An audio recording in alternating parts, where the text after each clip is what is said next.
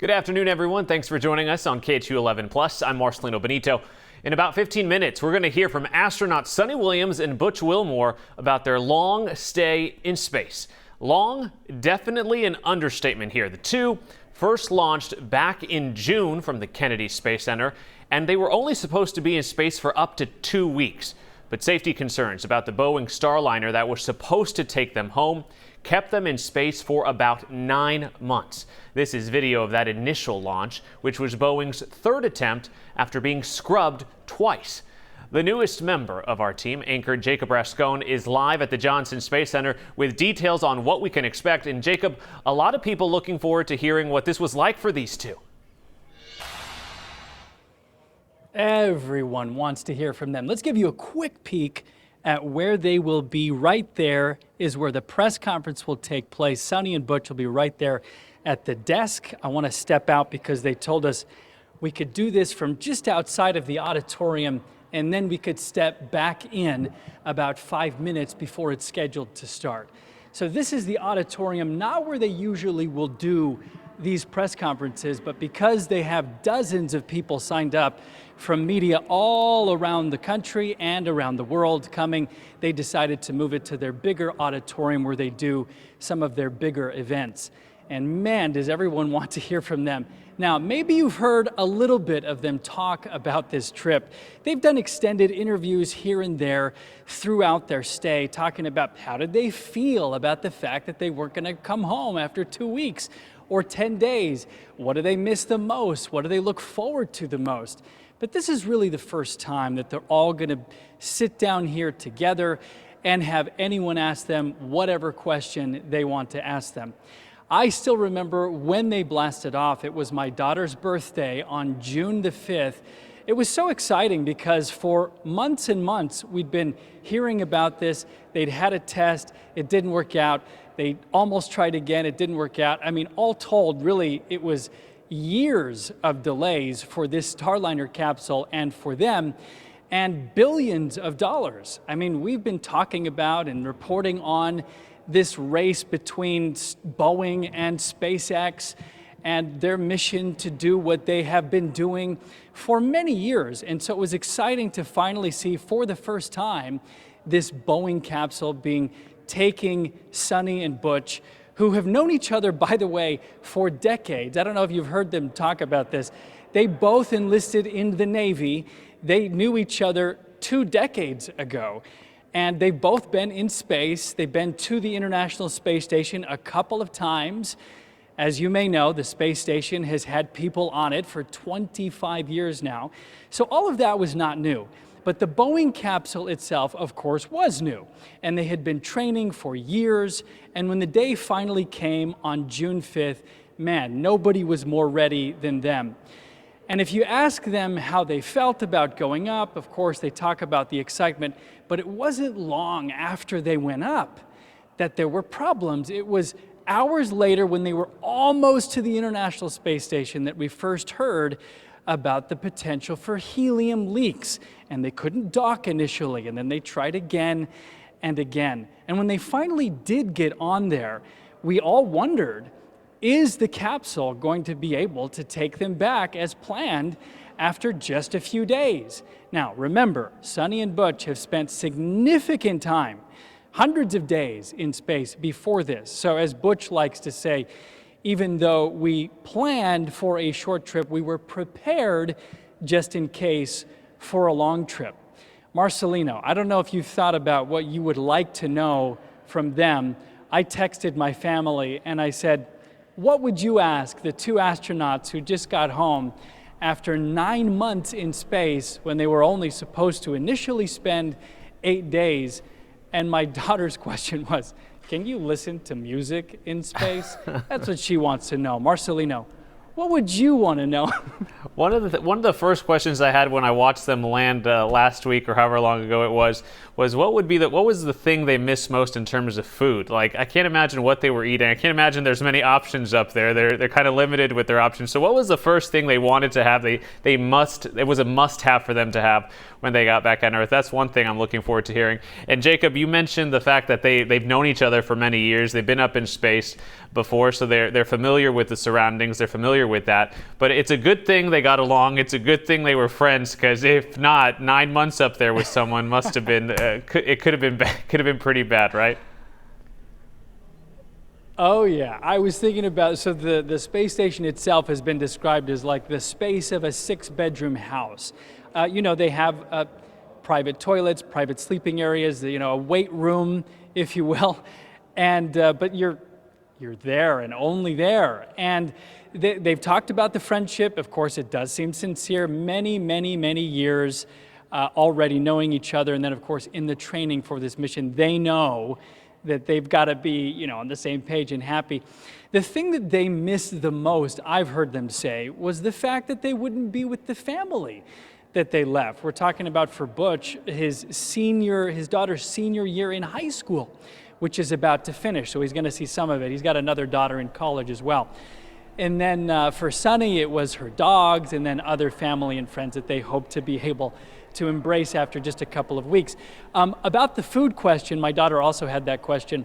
I remember them being sent care packages, and Suni, because she loves Indian food so much, they were sending her Indian food. I don't know exactly how they did all of the cooking and stuff. I know I've heard them explain it, but they were able to send them some fun things. I think I even saw them with one of those Lunchable. I don't know if they requested that or what. That wouldn't be the first thing, Marcelino, that I requested if I were up there, but certainly, what would you want to eat first, and what did you do first? And I'm sure that includes a giant hug for their family and for their friends, and for Suni, the 2 dogs that actually I heard her talk about quite frequently. Yeah, Jacob, throughout the course of this, 9-month process, I'd done several stories on them being up in space, and I'd interviewed former astronauts, and they told me, to your point, this was probably not very hard on Suni and Butch. It was probably a lot harder on their families, who expected them to be gone, for a maximum of 2 weeks, and then all of a sudden life changed. They miss holidays, they miss significant events for their children, for their partners. So it was likely a lot harder for their families, and I'm sure they're thrilled that they're back. But Jacob, you started this telecast talking about the interest, and I want you to talk about that a little bit more in terms of how many cameras are you seeing there, how much media attention will be on this press conference, how much excitement is there to hear from these two for the first time in that setting? Let's see if we can get away with one more look inside. Now, we still have a bunch of journalists outside, but you'll be able to see here. I'm going to stay back because they told us to, if I could stay out, that'd be fine. But we're going to show you. So they've got all of the cameras set up, and some of the journalists, some of them are up. There's another booth, actually, where many of the journalists are sitting. I was told that there were 60 media outlets that had signed up from across the country, of course locally, and then internationally, including many, in the words of NASA, who don't usually sign up for this, But there's so much that is historic about it. Now, the length of time is not actually historic. Others have spent this length of time in space, but the capsule itself, and then the delay, the fact that they were only supposed to be there for such a short amount of time, this has never happened. Other historic things, Suni had been and has now been in space longer than any woman. And so there's just unique interest as NASA and others are trying to make their way to Mars. And this was a significant step. And to hear Butch and Suni describe it, they knew that this was experimental, a lot of it, and they knew that there was the potential for things to not go exactly the way as planned. And in their words, everybody handled it the very best that they possibly could have. Marcelino? Yeah, Jacob, things definitely did not go as planned. I think that's an understatement. I know you need to get back in there, so we'll let you go. I look forward to learning more throughout the day. Thanks so much, Jacob. Now, earlier this month, when we first heard about Williams and Wilmore's return, we quickly learned the astronauts would be coming to Houston after their splashdown. Of course, this is home for both of them. Our Amanda Henderson recaps the night of that return. Cheers erupting in the Johnson Space Center as Crew 9 safely re-entered Earth. Nick, Alexander, Butch, and Suni, welcome home. NASA astronauts Butch Wilmore and Suni Williams spent more than 280 days in space after their original spacecraft dealt with multiple mechanical issues. Moments after they were seen smiling and waving after a safe splashdown, NASA officials gathered to speak with us about the 9-month ordeal. Turn today marks the successful completion of the Crew 9 mission. All 4 speakers thanking SpaceX, Boeing, and those who supported Suni and Butch. The duo completed nearly 1,000 research hours, including deploying the first wooden satellite and maintenance to the International Space Station. Can you talk a little bit about how when you realized that they were going to be up there for longer than the intended time frame, they were able to transition into getting that invaluable research started?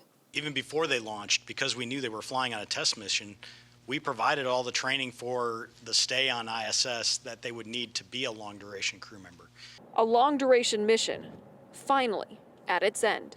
Their families are the ones that really, kudos to them for being resilient. Now, as we mentioned, the astronauts' mission was only meant to last a few weeks, believe it or not, but complications with their Starliner extended their return. Many people, of course, began to wonder if NASA had a timetable of when they were going to return. And back in August, NASA was unable to provide an initial return date.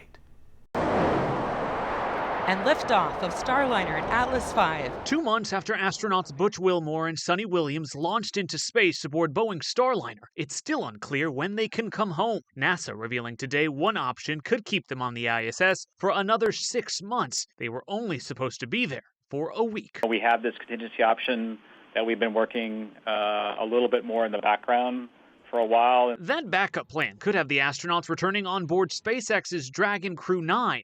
Instead of Starliner. Their top goal is to bring the crew down back on the Boeing capsule that they went up on, and that they won't do that unless they think it's safe. Colonel Terry Virts knows what it's like to be stuck on the ISS. He was on board for an extra unexpected month during his last space mission. I'm sure they're enjoying their time in space. You never know when your next space mission is. It's a bummer for the families. The families are who I always think of. They had plans for the summer and for the new school year. For now, NASA continues to conduct tests and gather data. If NASA decides it's unsafe to bring the astronauts home on board Starliner, the spacecraft would eventually return on its own without a crew. If they do switch to the SpaceX capsule, that's a big deal. That's a really significant deal. Just as an American, I hope that Boeing succeeds. It's important for NASA and for America that Boeing has a successful mission.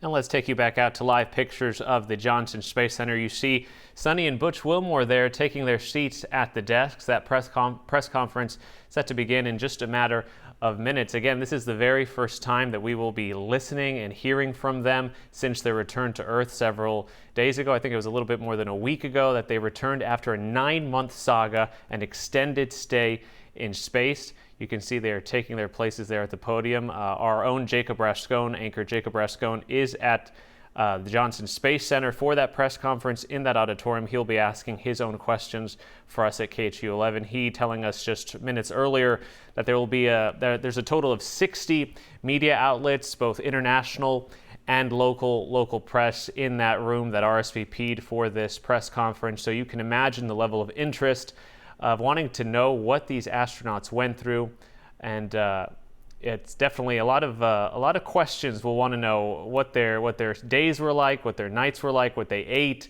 They didn't pack for this. They didn't pack much at all, I've read, for this trip. It was only supposed to be 2 weeks and turned into 9 months. Let's listen into that press conference now.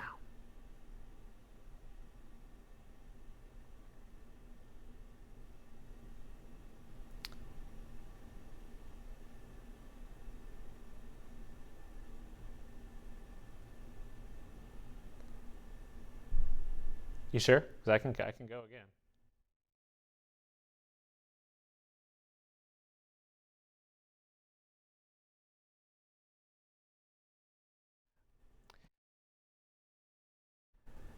So that press conference set to begin in about a few seconds here. It's scheduled for 1:30. This is at the Johnson Space Center. You see the NASA rep at the podium. She'll be sort of facilitating this press conference as questions come in from reporters in the room. I believe typically in these types of formats, they also have an option for people to dial in, and you can imagine there'll be a lot of reporters dialing in who aren't able to make it or weren't able to make it here to Houston for this press conference. So you'll be getting questions both over the phone and from reporters and correspondents in that room.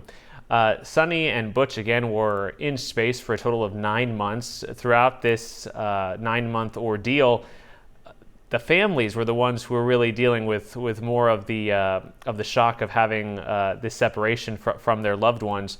This was only supposed to be a 2-week stint in space. It turned into much more. I've interviewed former astronauts throughout this ordeal, and they said the most difficult thing would be definitely the impact on the families who didn't have their loved ones with them. Really, Suni and Butch, yes, they were in space, but this is what they've trained for. This is what they love to do. Both of them had been in space before, as Jacob mentioned earlier. They also are good friends, and it's a good thing they were, because they were in cramped quarters up at the International Space Station together for quite some time. So I'm anticipating we'll hear a lot about what that interaction was like, what the anticipation of coming home felt like, and sort of also some anxiety in terms of wanting to get it right. NASA did not want to take any chances by sending them back home on the Boeing Starliner, a huge disappointment, of course, for Boeing, who wants to be one of the companies that helps us get to Mars. And it was SpaceX who ultimately had to bring them home safely. That press conference now getting underway. Let's listen in.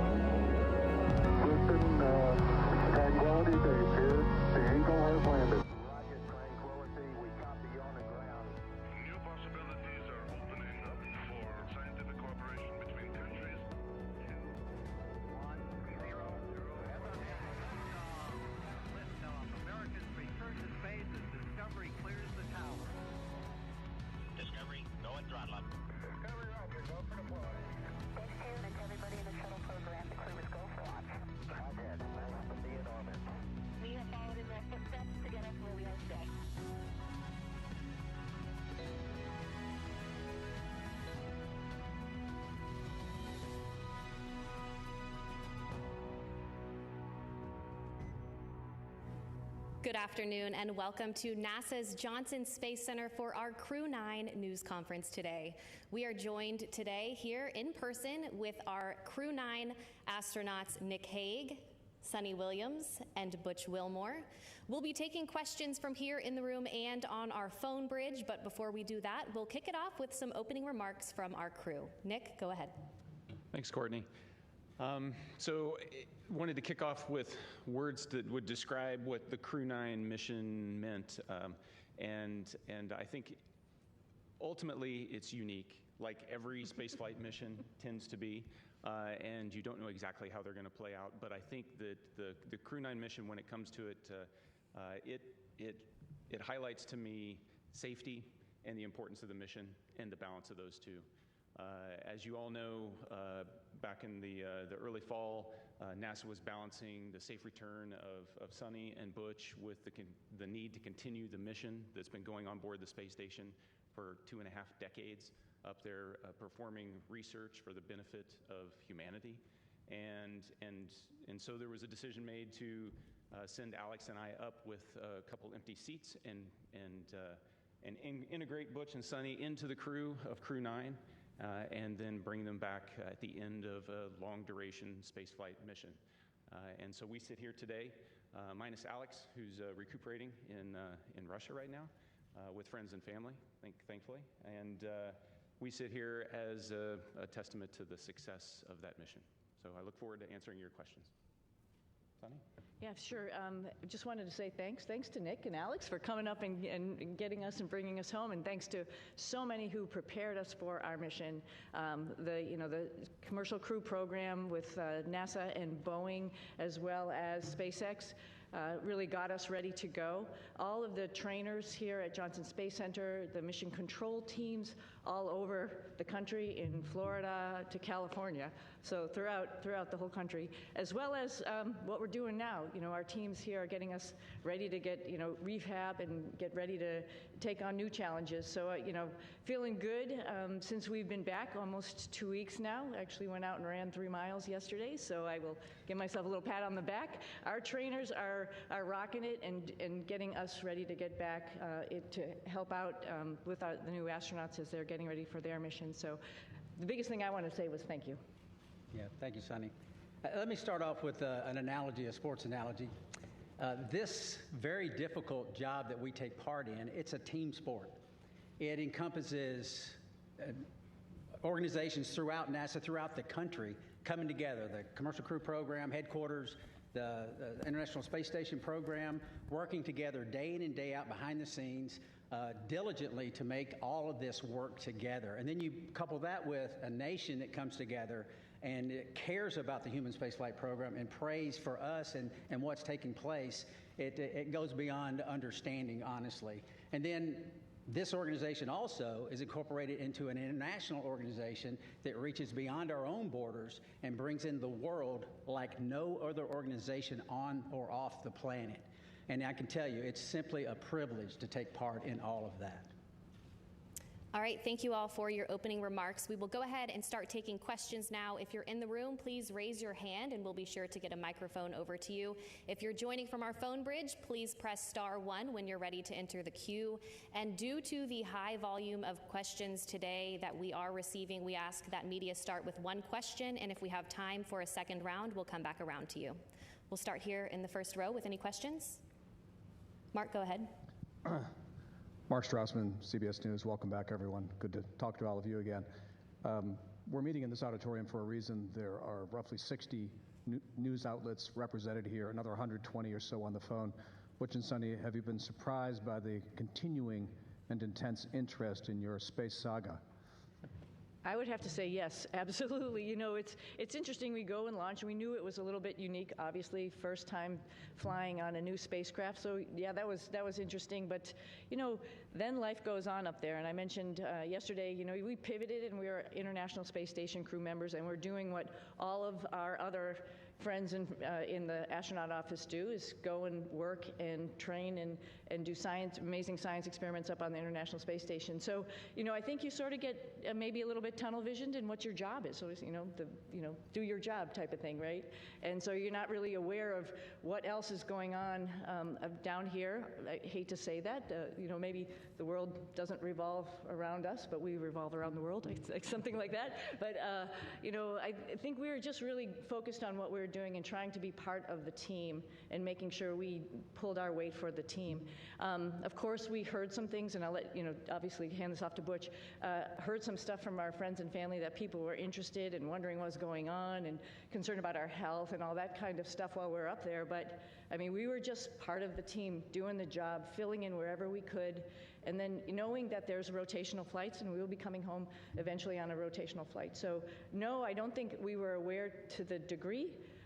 Pretty honored and humbled by the fact of when we came home, like, wow, there are a lot of people who are interested, very thankful, very amazed that we could hopefully be one positive element to bring people together. Yeah, I don't know that there's much I could add to that. Just thankful for a nation that cares, a nation that prays, and a nation that is involved in the processes that are important to all of us. Okay, we'll take our next question here in the room. Tom, go ahead.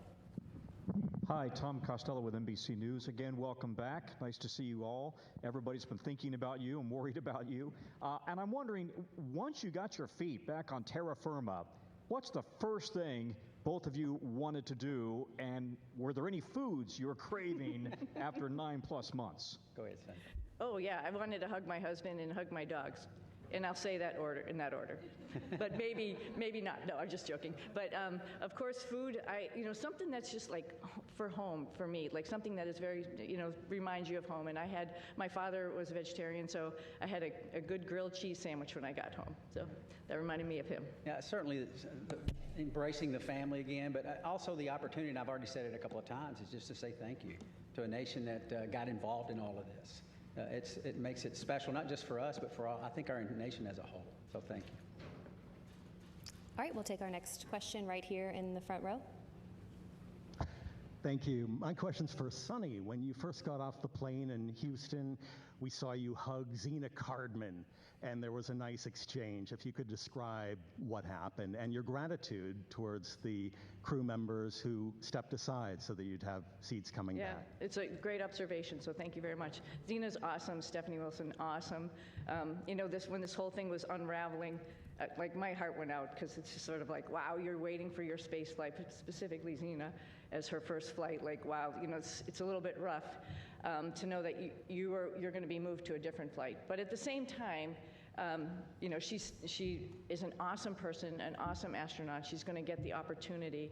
And, this just wasn't the right flight for her to be on at that moment in time. And so I just gave her a big, huge hug. I told her that I used her Crew 9 shirt when we were up there for a photo op, but I packed it back up real nicely and put it in her stuff. And, little joking aside, I just wanted to really tell her thank you for taking one for the team. And that's what our office is about. But she needed to have that acknowledgement. Okay, we'll take one more question here in the room, and then we'll head to our phone bridge. Hi, this question is for Sunita. I'm Jeff Saperstone, by the way, from NBC in Boston. A lot of people in your hometown in Needham, they've been watching this Go Sox. bit by bit, every moment. Yeah, everybody at the elementary school, there was a big watch party for you when you came home. What's your message to them? They've been so anxiously awaiting for you to return. Oh, well, I'm back. First and foremost, we were always coming back, and I think people need to know that. And we're back to actually, share our story with so many people because, it's like you all mentioned, it's slightly unique, and there's some lessons learned to it. And part of that is just resilience and being able to take a turn that was unexpected and make the best of it. And I think that is the biggest thing that I want to, pass down, particularly to kids who think that their life should be the straight arrow to what you want to do, and you're just going to get there. Well, sometimes it takes some turns, some rights and some lefts, and you just keep focused on your goal, and other doors might be open for you. So I think that's the biggest message. All right, we'll head to our phone bridge. Our first question there is from Marcia Dunn with the Associated Press. Welcome back, everybody. Butch, this question is for you. Where do you lay the blame for your Starliner test flight? Clearly, Starliner was not ready to fly when it did. Whom do you hold responsible for everything that happened? Thanks. That is a question that I cannot answer in a couple of comments, but I'll start with me. There were some issues, of course, that happened with Starliner. There were some issues, of course, that happened that prevented us from returning on Starliner. And I'll start with me. There were questions that I, as the commander of the spacecraft, that I should have asked, and I did not. At the time, I didn't know I needed to. And maybe you could call that hindsight, but I'll start and point the finger and I'll blame me. I could have asked some questions, and the answers to those questions could have turned the tide. So blame, that's a term, I don't like that term, but certainly there's responsibility throughout all the programs, and certainly you can start with me. Responsibility with Boeing? Yes. Responsibility with NASA? Yes. All the way up and down the chain. We all are responsible. We all own this. And we are, in this business, trust. You cannot do this business without trust. You have to have ultimate trust. And for someone to step forward and these different organizations say, hey, I'm culpable for part of that issue, that goes a long way to maintaining trust. So we're not going to look back and say this happened or that happened and that person's or that issue or that entity's to blame. We're going to look forward and say, what are we going to use our lessons learned from this whole process and make sure that we are successful in the future. This is a tough business. The analogy about it is it's always a curvy road. It's never straight in this business. And minimizing those curves and being systems and processes in effect to prevent some of these curves is what we have to do as we leave low Earth orbit and go beyond to the moon and beyond that. So we're going to look forward, and that's the focus. All right, our next question on the phone bridge is from Anthony with Spectrum News. Hello, welcome back, everyone. It's nice seeing everyone return healthy and safe. I have a question for both you, Suni, and Butch. Given an opportunity, would you guys go up on Starliner again? Yes. Because we're going to rectify all the issues that we encountered. Yeah. We're going to fix them. We're going to make it work. Boeing's completely committed. NASA is completely committed. And with that, I get on in a heartbeat. Yeah, I would agree. The spacecraft is really capable. There were a couple things that need to be fixed, like Butch mentioned, and folks are actively working on that. But it is a great spacecraft, and it has a lot of capability that other spacecraft don't have. And to see that thing successful and to be part of that program is an honor. Yeah. Our next question is from Jackie with the Times of London. Yes, hello, and welcome back to Earth. I wondered about the stuck, stranded, marooned narrative, and to what extent were you aware of that narrative playing out around that down here, and has that been frustrating for you to have to address? Thank you. I'm sorry, that was a little garbled. The stuck maroons narrative. Oh, stuck maroon. Oh, the stuck maroon narrative. We heard about that. Yeah, we heard about that. Somebody mentioned that. We've said this before. We had a plan, right? The plan went way off for what we had planned, but because we're in human spaceflight, we prepare for any number of contingencies because this is a curvy road. You never know where it's going to go. We prepare for this. So we, as Suni used the term, and it's a great term, we pivoted to all that training we did that we didn't think we needed to do, and a lot of people didn't think we needed to do, but we did it anyway, as we pivoted to this other preparation, and that is what makes human spaceflight, your human spaceflight program, special. It is hard, like I said, and preparing for any number of contingencies is what we do. It happened to be me and Suni involved in this, but it could have been any one of the astronauts. There's 40 or so of us eligible for assignment. It would have been any one of us that would have been in the same situation, or could have been in the same situation, and would have done the exact same thing that we did, because they would have gone prepared just like we did. Yeah, and one addition to that, this is a lot bigger than, Butch and myself, like we've talked about already. This is the International Space Station program, and there's a lot of, wheels that are turning and wickets that we have to go through to get people up to the International Space Station to do all of the amazing science that we're doing up there. We recognize that, we know that, just like anybody else in the astronaut office, and we came, as Butch has mentioned before, prepared, and we were ready to do that pivot and be part of that bigger thing that's not just about us, knowing that everybody on the ground, there's a huge team of people, like I quickly mentioned in my quick thank you, but there's a huge group of people who are looking at the whole program and understanding how and what was the best time and way to get us back home. We knew that, and we were ready to wait until that decision was made, and that was fine. And I'll also add that we're grateful for people that, I don't think they were looking just at us, that when they make recommendations, we can do this, we can do that. They're looking what's best for the human spaceflight program, for our nation's goals. They're not looking just about Suni and Butch. And we appreciate those entities that do that and reach out and say, hey, we can do this, we can do that, we can do that. And NASA says, hey, we got a plan, we came prepared, here's what our plan is. And we think this is the best plan because it doesn't disrupt the flow of how these missions lay out. So, and that's the one we went with. Yeah. All right, we'll take our next question here in the room. Andrea, go ahead. Thank you guys for being available today. So your mission became unusually political. Given your experience, do you think other astronauts are going to get nervous that they could be caught in the middle of a political fight? And is there a point where, this starts to jeopardize safety of a mission when you start looking at all these politics that come into play? Thank you. I think Nick's got some good insight on that. Good job.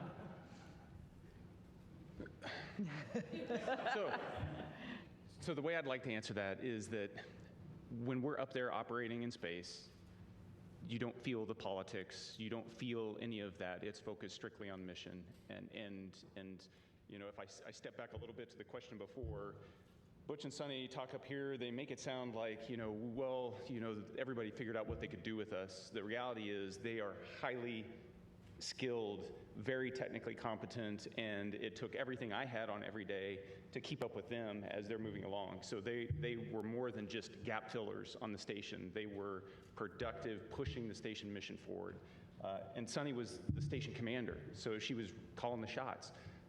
So you get in that environment, that operational environment, the politics, they don't make it up there.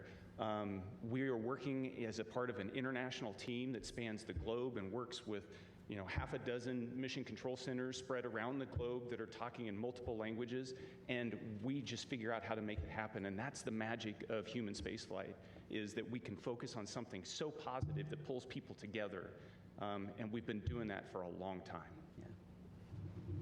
All right, we'll take our next question here in the room.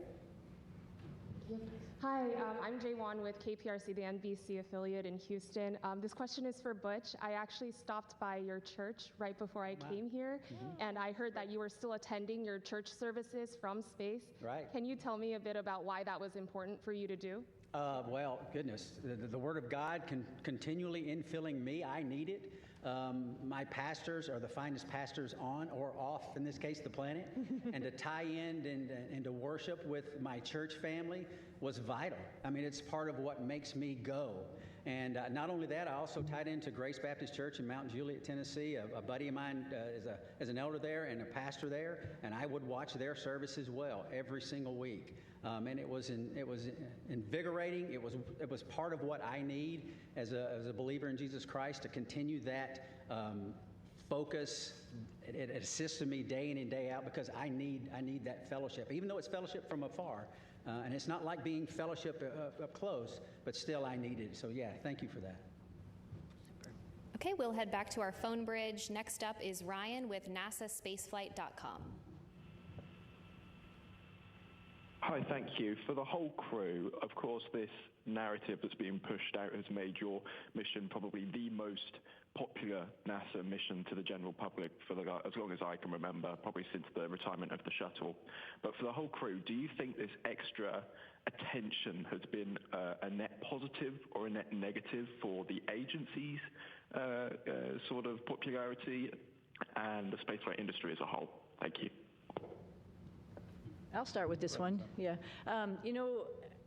It's, again, an honor that actually people were paying attention. And I'm very thankful that people are paying attention. And, sometimes good news, bad news, it's just news, and it's good for space exploration, and that's what we're all about. Our mission, of course, building and working on the International Space Station was just awesome, and we all had the opportunity to do that. But we also have bigger goals of exploring our solar system, going back to the moon, going on to Mars. And to get people understanding that it is hard, it is difficult, and what we do up there is really awesome. And I think at least that we had a little bit of that came with the interest in this mission. And if we can perpetuate that and tell people a little bit more and have the opportunity, the forum to do that, I'm very thankful for that. All right, our next question is from Nicole with the Canadian Broadcasting Corporation. Hi there. Could you perhaps talk about how difficult it was being away from your friends and family, particularly since you hadn't prepared for that?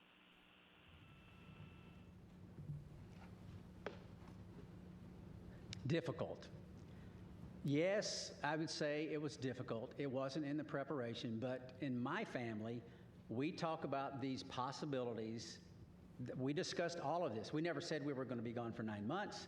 But it turned out that way. But the discussions we had, and it's not just discussions prior to the mission launch. This is the way we've trained our daughters from the time they were born, because their dad isn't a unique occupation, right? This is not the norm leaving the planet. And they understand that. And they, again, use that term, pivoted and got on board, understanding that this is part of what families and these type of businesses do. And it's not just in human spaceflight. This is military, armed forces, police forces, all across all different types of occupations that are involved in the possibility of extended stays away. And we're not unique in that. And so they understand that. They have friends that have parents in other areas where they've been involved in similar type situations, and all of that came together. And the Lord's help, we persevered, and they persevered, and I can tell you, I am very proud of them. We'll take another question on our phone bridge and then head back into the room. Our next question is from Tom with Sky News London. Hello, thanks for taking my question. Congratulations on your extended mission and your safe return. Although the political situation around this did bring a lot of attention to space and to the International Space Station. Some of the statements that were made during your stay up there caused embarrassment to NASA, forced them to make corrections to statements. Now that you're back, did the politics around your stay make a difficult situation worse? I'm not sure I understood. I didn't understand the question Missed everything exactly. except for that last part. Yeah, you came in you were broken up just a little bit. Could you please try to repeat your question one more time? Yeah, I will. Yes. Can you hear me? I was asking whether, although the political wrangling around your extended stay in space brought a lot of attention to human spaceflight, it did. Some of the political statements raised caused embarrassment to NASA, forced to make denials about various things that were offered and not offered, and sometimes to your astronaut colleagues. Did the politics around your mission make a difficult situation worse? Yeah, thank you for the question. I talked about how the politics kind of, they don't make it up there when we're trying to make operational decisions. So as the commander of Crew 9, responsible for the safety of this crew and getting them back safely, I can tell you that the entire time up there, I launched with that singular objective of showing up to the station and having to integrate Butch and Suni into a crew with Alex and myself. And then we were planning, from day one to return toward the end of February. That all predicated on the fact that we would have a replacement crew show up and we'd have adequate handover with that crew before we left. That's important to maintain the mission of the International Space Station, to continue pushing research and exploration. And that was never in question the entire time. There were a lot of options that were discussed. And the ground team and the team on the ground, we've alluded to it a couple times already, is gigantic. And everybody was working with singular focus on how do we end the Crew 9 mission at the right time and maintain the safety and the success of the space station mission. Launching in September, given all the unique dynamics surrounding this mission, and coming back originally targeting the end of February and hitting the middle of March, that's pretty much on target if you look at the track record of human spaceflight. It's dynamic, it's challenging, the weather doesn't always cooperate, but we figure out how to make it work. All right, we will take our next question here in the room. Fox 26 here in Houston. Welcome back to H-Town. Suni and Butch, both of you all have a long history of being active and athletes, but with that being said, obviously you all spent nearly 9 months in space. What does that recuperation and recovery process look like getting acclimated back here to Earth? I'll start. I can tell you we have a group of individuals, astronaut strength conditioning and rehabilitation specialists, and we are directly integrated with them day in and day out. They send us protocols to work out, and I can tell you, I'm not as young as I used to be, but I was stronger on space station doing more weight and more reps on exercises than I have in my entire life. Because this group of professionals work to get us stronger and stronger and stronger. We're trying to minimize muscle atrophy, minimize our bone loss. So if we go to other planets, the moon and other planets, in the foreseeable future, that we will be able to function when we get there. It's a whole science built around this team of individuals that are working to help us better understand human physiology and what zero gravity does to it and how we can mitigate the effects of the bone loss and the muscle atrophy. So day in and day out, I worked out every single day. We went into quarantine on the 22nd of April. And starting on the 22nd of April, I never missed a single day of workout, because your body can recuperate in zero gravity. It doesn't have the normal stresses of gravity on it all the time. So you work out real hard, you hurt for an hour, and it finally fades away and you're ready to go the next day. So I applaud those individuals. They are making huge gains in the preparation to go beyond low Earth orbit, and it's science that is taking place day in and day out and has for years, and we're still learning and we're still progressing. Yeah, at like day 265 on the ARED, because it counts all your days that you go and do a workout, I was thinking, I wish the hay was in the barn. But every single day, just like Butch is saying, you got to get on the machine and work out. And it actually is a really great stress relief to be able to have that time up there and run or bike or lift weights. It's really great. And the folks that Butch is talking about, is along with the nutritionists, really are looking out for us and making sure that when we get back here to planet Earth with gravity, we'll be able to function. So yeah, it's an adjustment when we get back, and they're here right with us from day one when we landed, ready to evaluate us and see how we're doing, and then work on a protocol to get us back. And like I said, I sneakily went for a run yesterday, but that's all as a result of their hard work. Yeah, I mean, who would even imagine that you come back from 10 months in space, roughly 10 months, and within a week you run 2 miles at an 8-minute pace? I mean, that's not even conceivable that the body could handle that. But these folks get us ready to where those type of things happen. Okay, we'll take our next question here in the room. Yes, hello. I'm just wondering, there are a lot of people that depend on jobs here in the aerospace industry in the Houston area, 23,000 total. Wow. In the past, when there have been issues with NASA spacecrafts, there have been delays, and now we have another issue with the Boeing Starliner. Is there any concern that your issues with Boeing may delay future projects, future missions? And what would you say to one of your fellow astronauts before they go up on another test flight? Well, that's a great question. Yeah, it's a great question. And I think we all have alluded to it. There's lessons learned. And that's like a piece of hope, right? We're not just sitting here doing the same thing over and over again. And we're learning from every mistake potentially, or maybe a decision that we've made, and how we could make that better and do better the next time. When we go to the moon, we won't have an International Space Station to maybe take a stop at. We really have to get it right. And because of our mission, I think that highlighted some areas where maybe we need to work on and get it right for our fellow astronauts. I think they're encouraged by that, right? You learn and you move on and you get better. And I think that's part of the learning process. It's part of the exploration process.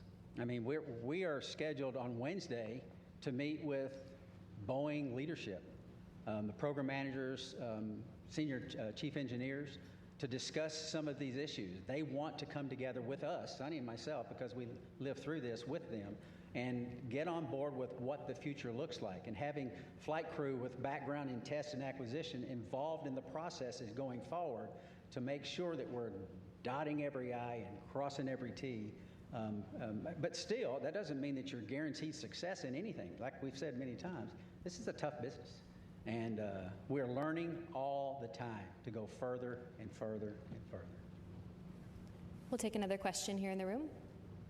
I'm Chang from New York Times. This is for all of you guys. I was wondering if you could sort of talk about your personal future.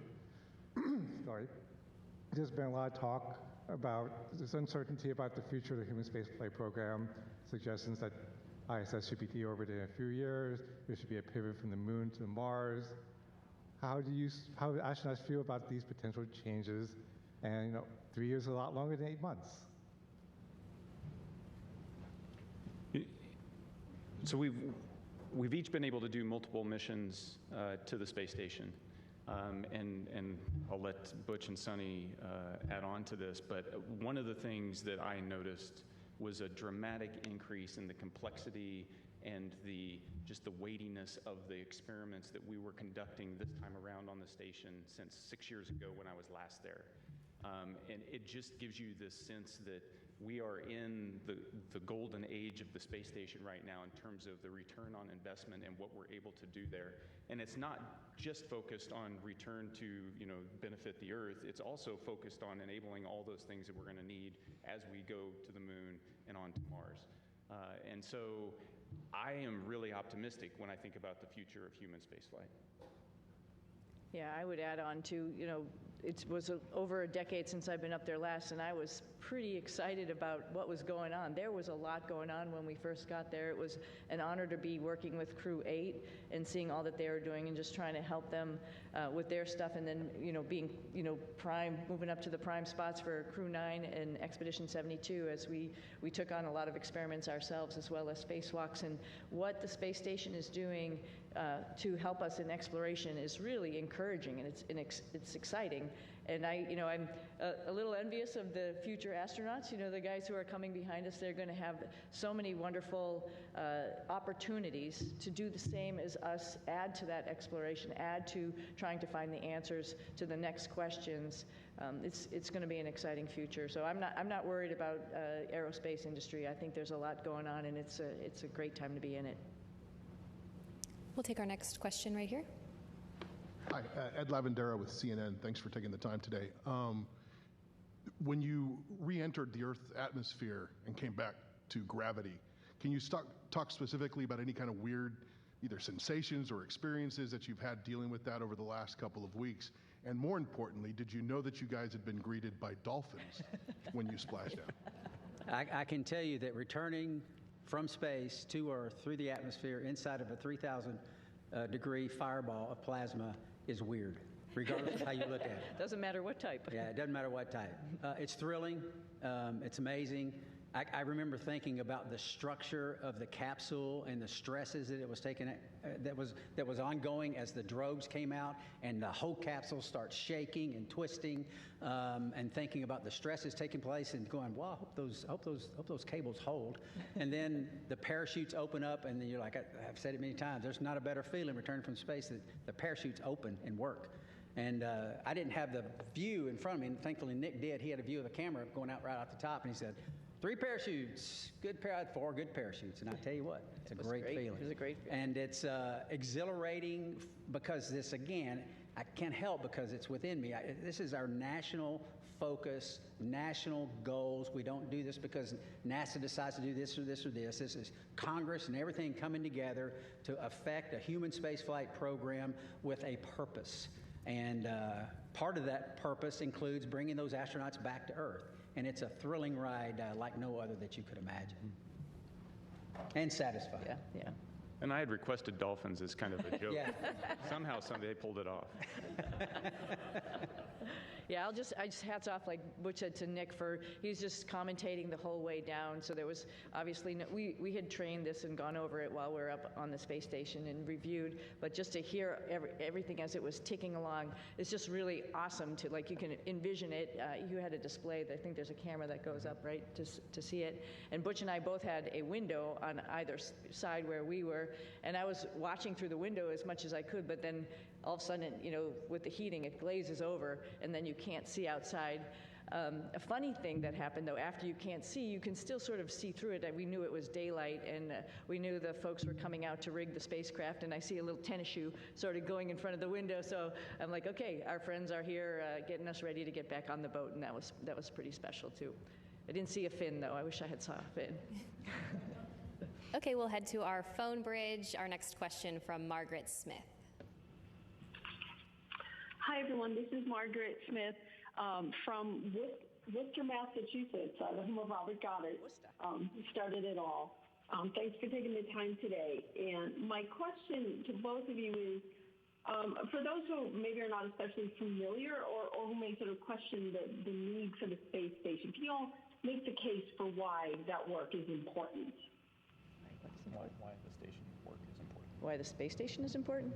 Oh, the space station is amazing, right? So just sort of like we've talked about a little bit earlier in this conversation, so we are doing a bunch of stuff, like Butch alluded to, physiology, understanding what happens to humans as they're in space for a longer period of time. That brings in lots of science experiments in chemistry, in biology. Some of that stuff all comes back to Earth because we're doing some amazing stuff in the microgravity environment. Some of it is mirrored, for example, in our own human bodies. And so there's a lot of stuff that's happening for us, for exploration, for the humans, as well as for Earth. And then, as Nick alluded to, there's all sorts of systems and other things that we're testing up there to help us take those next steps to go back to the moon and onto Mars, figuring out all these exploration systems, including docking vehicles, like different types of spacecraft that we have up there, other types of commercial spacecraft that are coming up for resupply.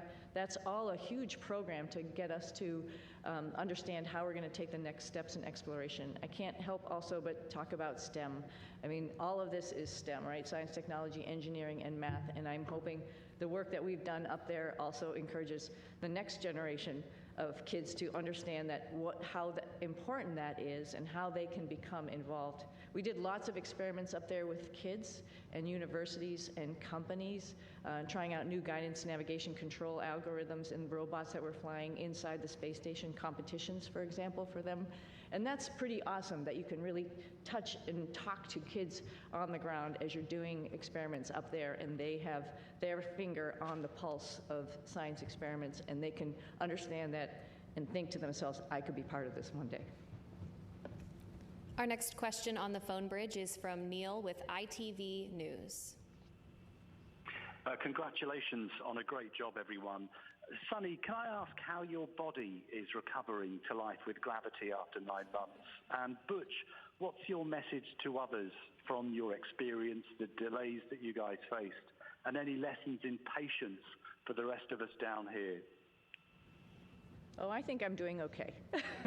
I was just joking around and showing off a little bit, but no, seriously, we talked a little bit about our group, the Astronaut Strength Reconditioning folks that are getting us back in shape, and every day feeling better and better. It's pretty much a miracle to see how your human body can adapt. I mean, the first day we got back, when all of us came down the ladder and greeted everybody, it was we were all a little bit wobbly at that time, and it's amazing within 24 hours how the neurovestibular system kicks in, your brain understands what's going on. And then the agility and the weightlifting that occurs in the next week that makes you feel good enough to actually, like I mentioned, go out, run, actually lift weights, get in there, do squats and deadlifts and stuff already. That's pretty incredible. So I knew it was going to happen. We all knew it. We've all flown before. We all knew that there's just this little bit of a hump to get over, and then you can get back on it. Hope to do a couple of races in the springtime. Yeah, I think the clear message is that, like I said when I started, it takes a team. It takes a team of motivated and passionate individuals. We don't have a human spaceflight program. You don't have folks sitting up here in a blue suit without the massive team that's making it all happen. We get to ride the pointy end of the rocket. It is wonderful. We get to go to the space station. We're the arms and the eyes for PIs here on Earth. They're the ones that are doing the hard work. We're just setting up and doing and switching and changing. So it takes a team, and I would say any part of this team is a great and wonderful place to be, and because we're proud of all of them, because we don't have it without them. Our next question is from Marcia Smith with Space Policy Online. Thanks so much for taking my question. Butch, you mentioned that you were going to be meeting with the Boeing leadership to talk about Starliner, and I'm wondering, are you surprised that after all these months, I mean, it's been almost, 7 months since Starliner landed, that they still haven't resolved all these problems? And will you and Suni be assigned to work with them over these next many months getting Starliner ready? Okay, so a couple of questions there. Am I surprised? I'm not surprised. I mean, this, like we've said it several times again, human spaceflight is hard.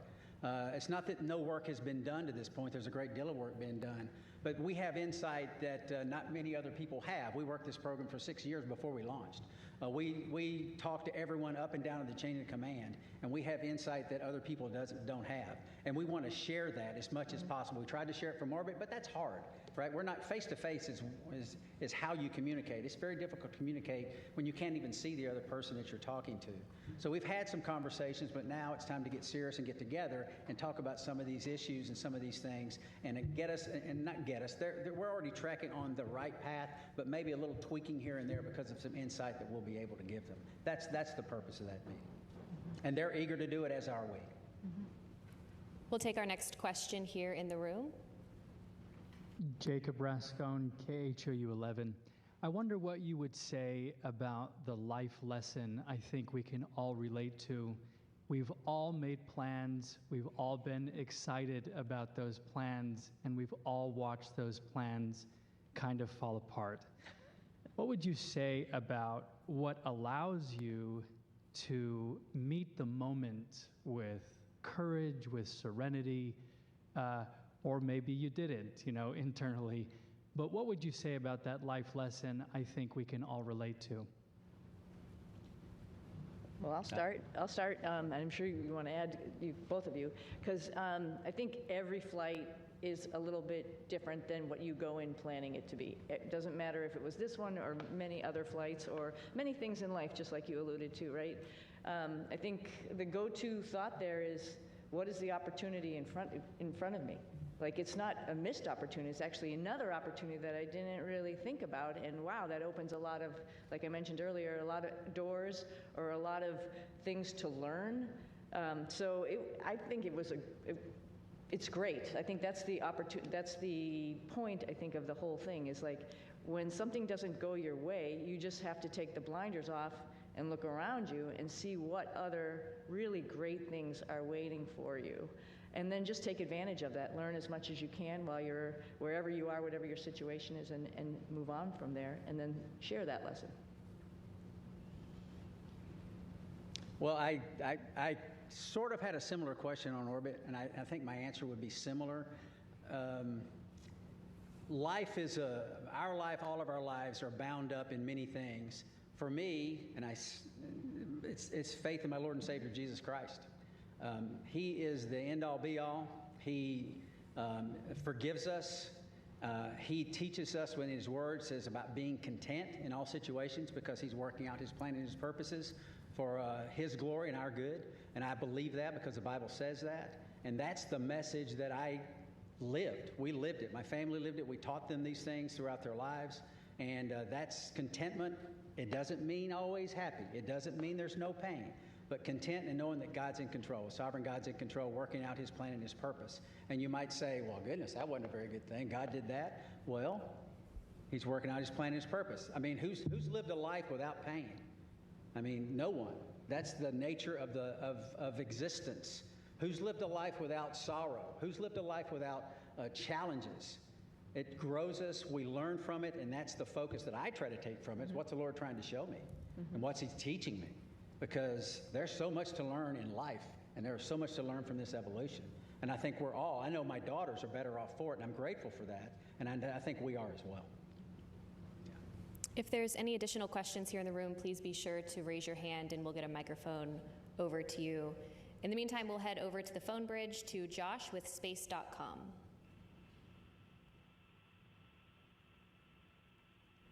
Hi, Josh Dinner. Thank you all so much for doing this.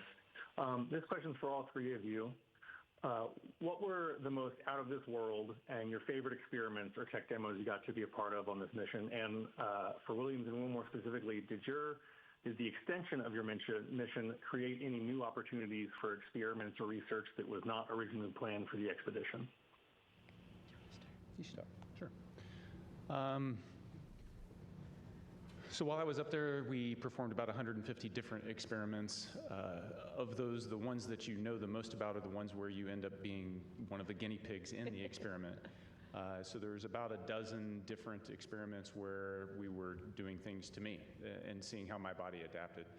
Whether that was a vascular aging experiment where we're measuring how stiff my arteries get because life in space tends to manifest itself as accelerated aging, and so we can better understand how the human body responds to that and hopefully provide some treatments on the ground to help with problems that as you get older you encounter.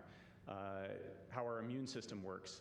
Did a whole study on the immune system and how my body was responding. Life on orbit tends to suppress the immune system, and why does that happen? We're trying to understand that so that we can help design better treatments on the ground, but also understand how we can support crews that go deeper into space on longer missions. Probably one of the most shocking experiments. Butch and Suni got to watch me wire myself up to muscle stimulation pads and shock myself and trying to figure out how do we keep our muscles strong when we don't have access to all the equipment we have on the International Space Station, because as we go to the moon and on to Mars, that's a lot of extra mass, and if we can do it with smaller equipment, maybe that works. The side benefit of that is anybody that's been bedridden on the ground, that's also a treatment for how you can support somebody that's been kind of tied to a bed for a long period of time and help keep them healthy. So there's a benefit directly to the ground. That's three of them. They're all interesting. And I'm one of many subjects, and it takes years to get enough subjects to go through the space station to be able to generate enough data to draw some conclusions. And so that's why research up there takes a long time. But the value is clear. Just very briefly, there's some medications on Earth that work well with a certain age group, but the same medication doesn't work so well with another. So it's a capillary flow experiment to try to understand how that medication is flowing through our bodies, and maybe there's something we can figure out as to why those things are. And we're trying to figure that out. And that's very beneficial, obviously, to mankind, and may benefit some of our families one day. Yeah, and I just want to highlight some other science that's going on up there, because we have just an amazing person, Don Pettit, who's up on the space station getting ready to come home. And every day he's up to something and just trying to highlight what microgravity does and how it is, as well as amazing photography, which I'm sure a lot of you have probably seen out there. And the fact that he can take a picture of a red sprite or a blue jet and have a picture from the space station looking down on a lightning cloud is just incredible. And it enlightens all of us into what is actually going on in the universe. And that's just simply because he's curious. And that is something that's actually, like I said, we're sharing and we're showing off to everybody, like, wow, we think we know what's going on, but we really don't. And if you just open your eyes and make some observations, like Don does every morning at 4 a.m., we'd learn a whole lot. Yeah, Don's, it's a great place. Don's taking potatoes he's growing and the nitrogen produced in the roots of the potatoes to nourish the peanuts that he's growing. I mean, it's pretty special. He's a special guy. He's awesome. Our next question on our phone bridge is from Robert Perlman. Hi, for Butch and Suni. You're now the first astronauts to fly on both Starliner and Dragon, admittedly one on the way up and one on the way down. Was there anything about either spacecraft that you found you liked more about the other that stood out as a feature, especially in terms of crew amenities? More Velcro on SpaceX, on Dragon. That's a crew amenity. That's a crew amenity, which we've talked nice. about Yeah, that. yeah, That's why yeah, I said. Yeah. They're both unique and they both have their purpose and made to do the same thing. But I think what's really cool is, give a problem to two different people and see how they solve it. Starliner is a really awesome spacecraft, like Butch had mentioned, with the integration of manual control as well as automation, as well as its vision systems. Dragon is a very comfortable spacecraft that tells you what it's doing, which is very nice, versus having to interpret displays as we have done throughout the space programs with, former programs, including shuttle. So they're both different, they're both unique, they both have their place in history. Very honored to have had that opportunity to see both of them up close and personal and ride them both. I don't know if I have a preference, honestly. They're both great for different reasons. Our next question on the phone bridge is from David Curley. Thank you very much. Butch, you mentioned lessons learned.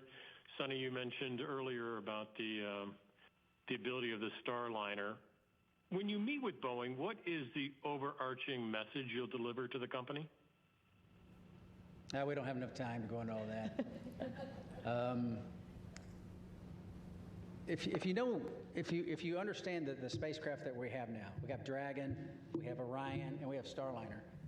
In my opinion, Starliner has the most capability when you think about its ability to maneuver automatically. You think about its ability to maneuver manually in all phases of flight. And then we have a mode, if those modes have failure modes, we have a backup mode where we can go directly from controllers to the reaction control system jets and maneuver the spacecraft. There's no spacecraft that has all of this capability. I mean, I jokingly said a couple of times before we launched that I could literally do a barrel roll over the top of the space station. I would never do that, but you can in this spacecraft. It is very, very capable. If we can figure out a couple of very important primary issues with the thrusters and the helium system, Starliner is ready to go.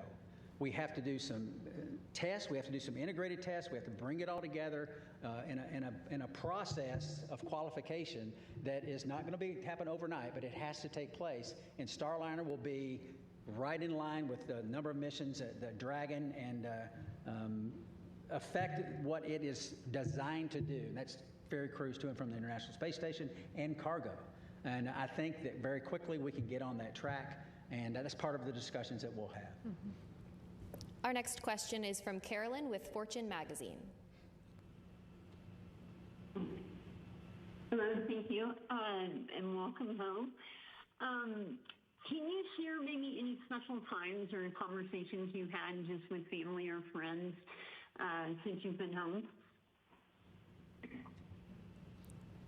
Conversations you've had with family and friends since you've been home? Since we've been home. Well, for me, it's making plans. My family had been making plans while I was gone, because we thought we were only going to be gone for about a week and a half, 2 weeks or something. And so there was definitely plans throughout the summer. There's plans throughout the fall.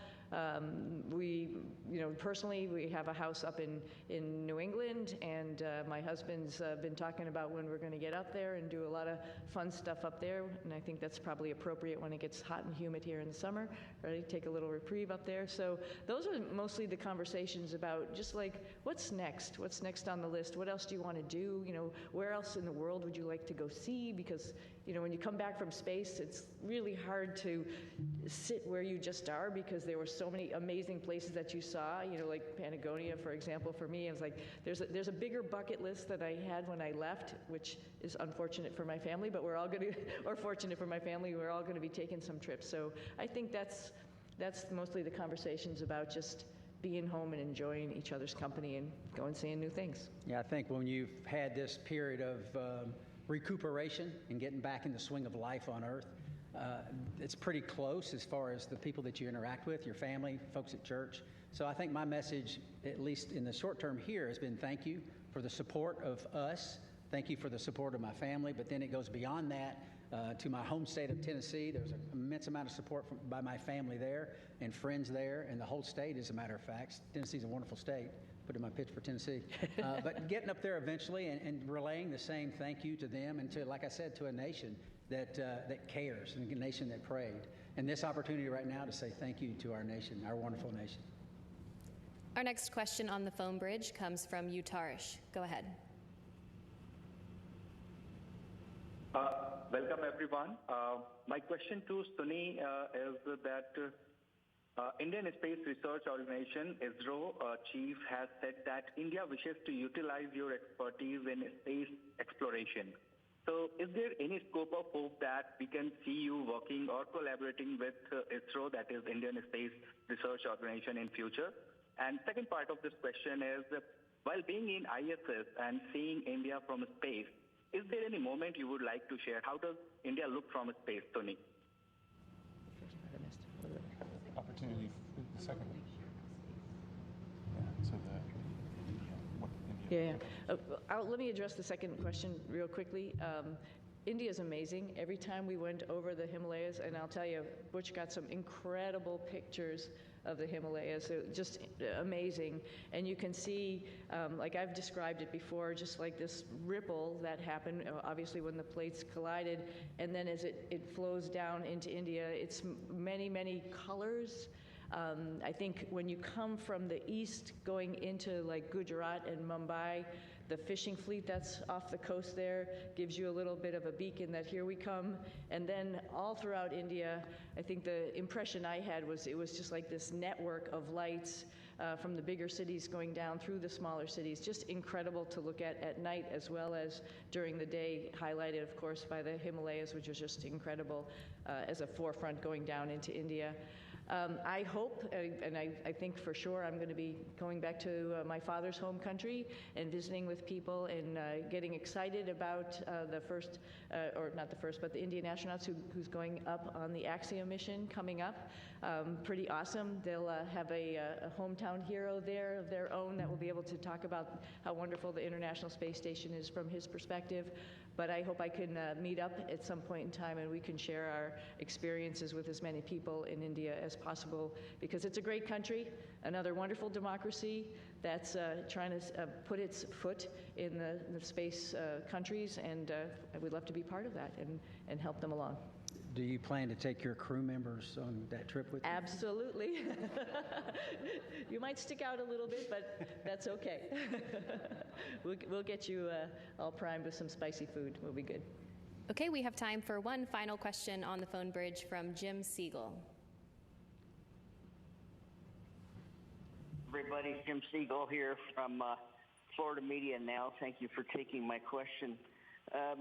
Butch and Suni, you missed a couple of holidays while you were back up at the International Space Station, Christmas and Thanksgiving. I wondered whether you have done or are planning to do anything special with your family and friends for those holidays. Thank you. I don't think we missed them. Right. I think we celebrated every single one. We actually had a reindeer that we built and rode like a bull. I don't know if you saw those pictures, but we celebrated in style, trust me. Oh yeah, and Nick was great because he came up anticipating that we were all going to obviously be there for those holidays, so he was like Santa Claus, had his little bag of goodies for all of us, and it was pretty awesome to have the holidays up there. It's pretty unique, and not many of us get to do that, so it was a lot of fun. But this holiday season will be special, yeah, for sure. Absolutely. Yeah. All right, that's all the time we have for today. Thank you for joining in on our news conference today, and thank you for your continued interest in NASA's SpaceX Crew 9 mission. We'll see you next time.